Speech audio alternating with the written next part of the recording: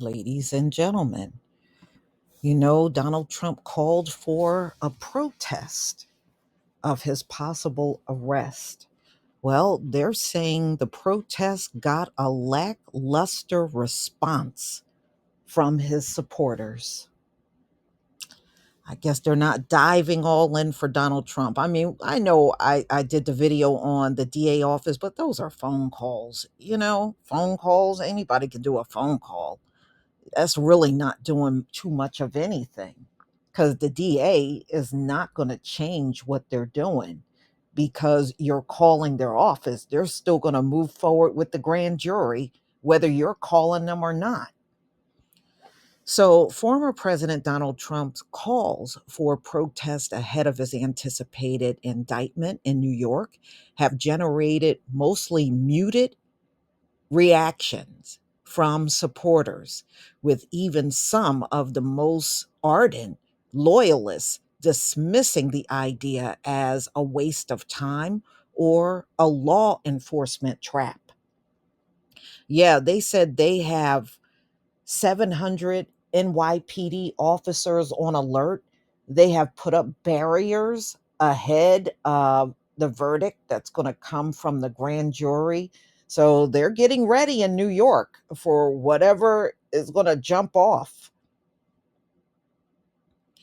So they said it raises questions about whether Trump, through a leading Republican contender in 2024 presidential race who retains a devout following, still has the power to mobilize far right supporters the way that he did, 2 years ago. They're referencing January 6, 2021, the insurrection at the US Capitol.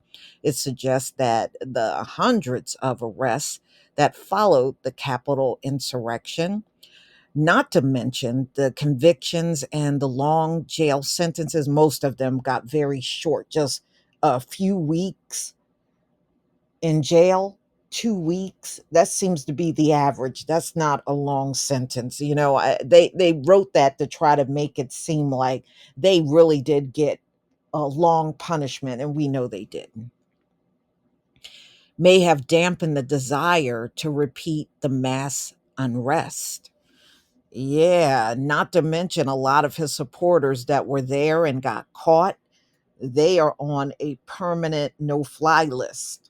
So they can never board a plane again. Still, law enforcement in New York is continuing to closely monitor online chatter, warning of protest and violence if Trump is arrested, with threats varying in specific.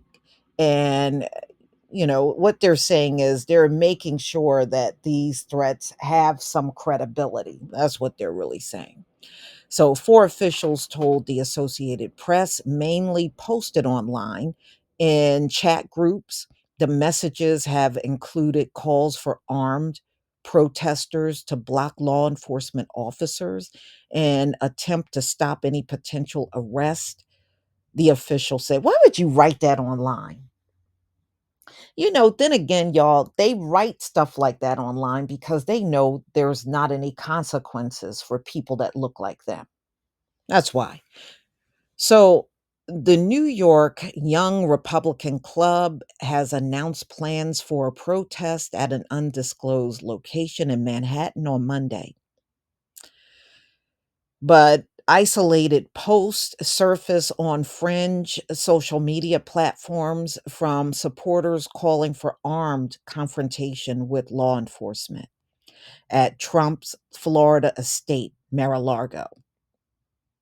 But nearly 2 days after Trump claimed on his Truth Social platform that he expected to be arrested on Tuesday and and he wanted people to come together and protest. There were few signs his appeal that inspired his supporters to organize and rally around the event on January 6th gathering. In fact, a prominent organizer of rallies that preceded the Capitol riot posted on Twitter that he intended to remain on the sidelines.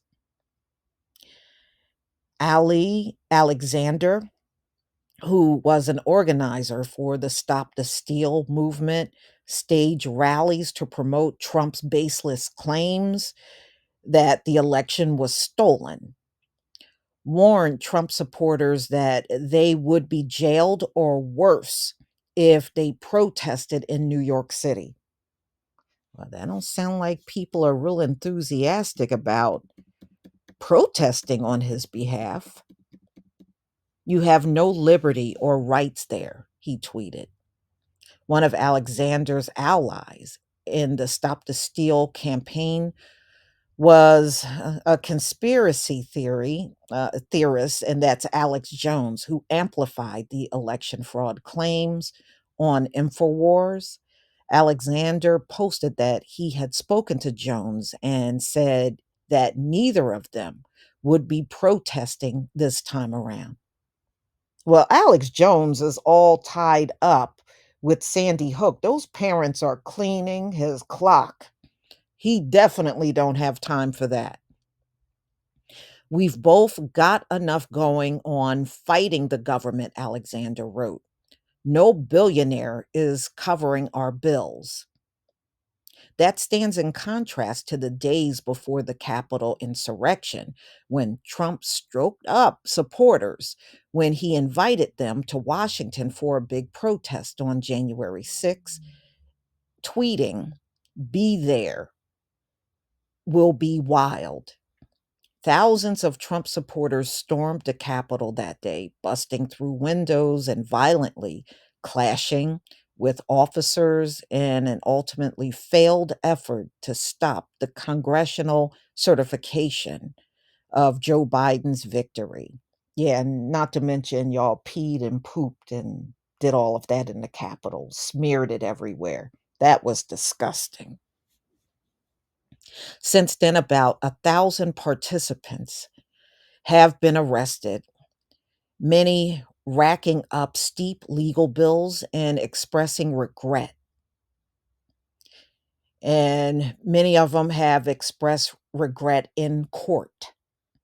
Some have complained of feeling abandoned by Trump. Didn't I tell y'all that? I told y'all that. I told you that. And conspiracy theorists that the riot was fueled or even set up by undercover law enforcement informants. So this is just stuff they're running around saying, you know, why take responsibility when you were physically there, right? It wasn't you, it was law enforcement. How many feds and Fed assets are in place to turn protest against the political arrest of President Donald Trump in violence? So they're talking about Marjorie Taylor Greene, the Georgia Republican, also invoked a conspiracy theory that an FBI informant had instigated January 6th. Yes, why take accountability when you can point to everyone else, right? So anyway, it don't look like people are in a rush to go out there and have Donald Trump's back this time around, and it look like they're holding off and just watching to see what happens. But it appears that many of them are not fully committing to going out to do a big protest. So look like the results that Donald Trump is looking for may not be as explosive as it was on January 6th. Now, the DA, they're just getting phone calls. I mean, technically, they can shut those phone calls down if they want to. You really can. But they would be crazy to continue the phone calls because those calls are being investigated. They're going to track down who's making those calls and threats. So that might not be such a wise thing to do. And if they do find you, you think Donald Trump is going to have your back?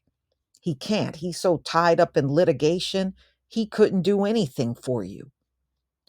So, y'all, please tell me what you think about this latest news that have come out about Trump supporters are just not jumping up and having his back like they did back in 2021. Please leave your comment and subscribe. Don't forget to hit on the notification bell, and I'll see you on the next video. Peace, family.